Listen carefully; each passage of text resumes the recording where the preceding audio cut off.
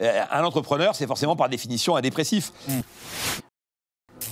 Puisque tu le demandes et que tu le sollicites, c'est parti pour l'interview Confession.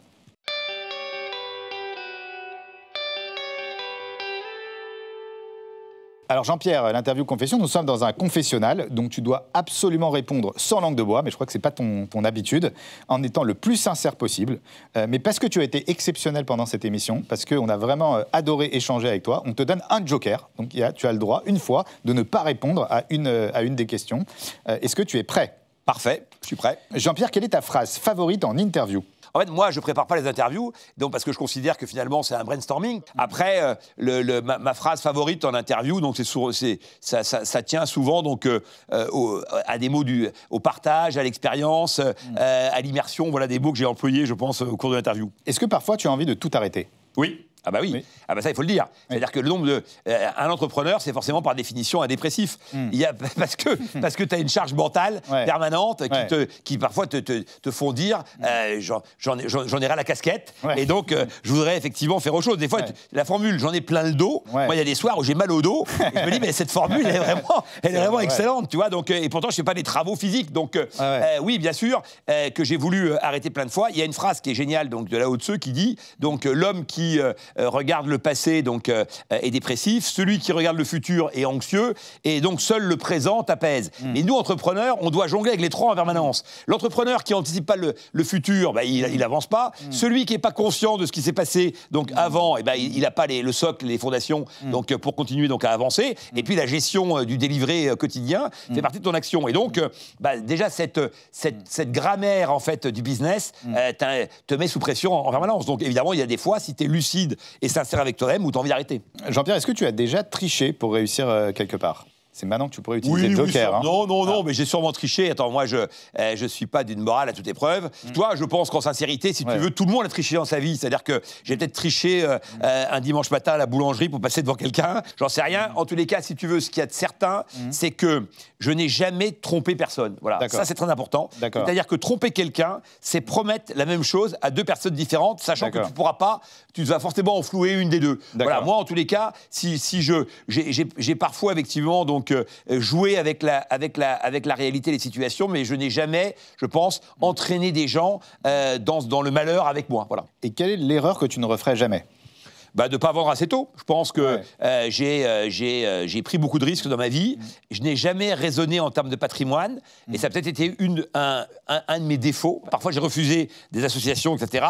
Peut-être par ego, peut-être par mauvaise humeur du moment. Qui auraient pu t'aider à aller plus loin. Exactement. Par exemple, j'ai refusé Apax à une époque dans ma vie d'entrepreneur, donc, parce que j'ai trouvé arrogant. J'aurais mieux fait de mettre un peu d'humilité dans mon jeu, sans doute, plutôt qu'effectivement donc, de la jouer sur l'ego. Si tu devais refaire l'émission Qui veut être mon associé, est-ce que tu la referais ? Bah, la question pourrait même se poser donc très directement au futur. Est-ce que tu vas faire la prochaine saison aussi ? Effectivement, voilà, je serai amené à faire. Je ne sais pas. Parce que ça coûte quand même 1 million par an, hein, cette histoire. Je ne sais pas pour plusieurs raisons. La première, parce qu'effectivement, donc c'est 1 million par an. Donc la deuxième, mais moi j'espère que depuis le début, j'ai fait des bons investissements et que dans chaque saison, j'ai au moins un investissement qui va payer les autres. C'est ça. Donc finalement, c'est pas très gênant et je pense même que je serai en plus-value. Voilà. Donc à date, si je devais ça, on faudra attendre peut-être 5-6 ans pour faire le point. Ouais, 3-4 ans, je pense. Dans 3-4 ans, je pense tu reviendras au Tech Show pour nous dire. Exactement, et je vous dirai donc, et je pense que j'ai un portefeuille qui va fonctionner. Voilà. Pourquoi je pense ça ? Parce que je suis très proche des entrepreneurs, c'est-à-dire que moi je fais beaucoup de mentorat. Est-ce que tu penses que les autres jurys aussi vont faire un bon retour ou pas tous ? Pas tous. Pas tous. Non, on va pas dire qui, mais pourtant il y a certains qui font pas les bons retours. Je pense que certains ont fait des investissements qui sont pas très bons. Certains vont perdre de l'argent. Voilà, et moi je pense que pourquoi moi je peux en gagner ? Parce que je m'investis beaucoup dans les boîtes, beaucoup auprès d'entrepreneurs, et donc je sais évaluer les choses parce que je suis au cœur du business avec eux. C'est pas moi qui fais le business, mais je suis très proche de. Tu es un business angel très actif. Très actif. Voilà. Et je crée les synergies, les passerelles, etc. Donc ça, c'est un point important. Donc ça, c'est pas le sujet, l'argent.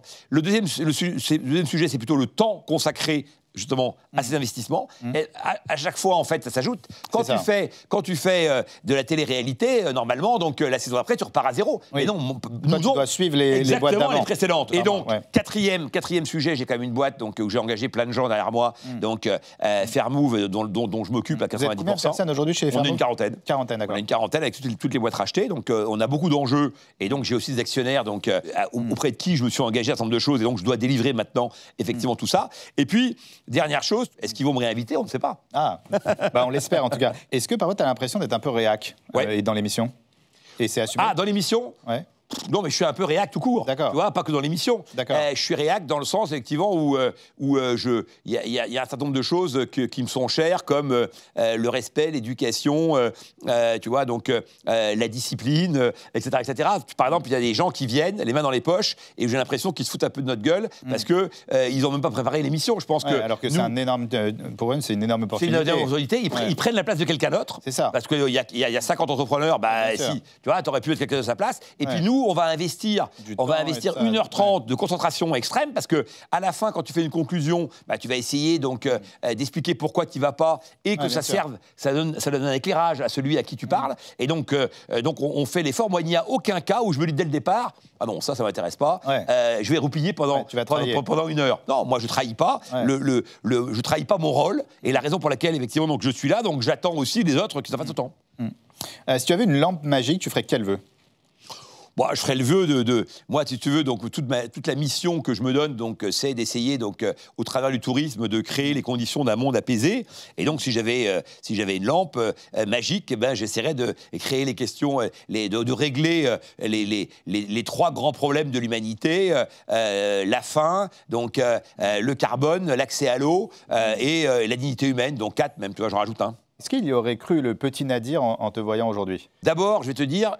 J'aime beaucoup l'enfant que j'étais, les différentes époques du Nadir que j'ai été, du petit Nadir, du petit Nadi, même, parce que ma grand-mère m'appelait Nadi. Et je pense que l'enfant que j'étais, oui, je dirais qu'on a eu non pas le parcours qu'on rêvait, parce que moi, j'ai jamais rêvé, le parcours dont on s'est donné les moyens, effectivement. Donc, et si on n'est pas les meilleurs, on s'est quand même donné un avenir meilleur.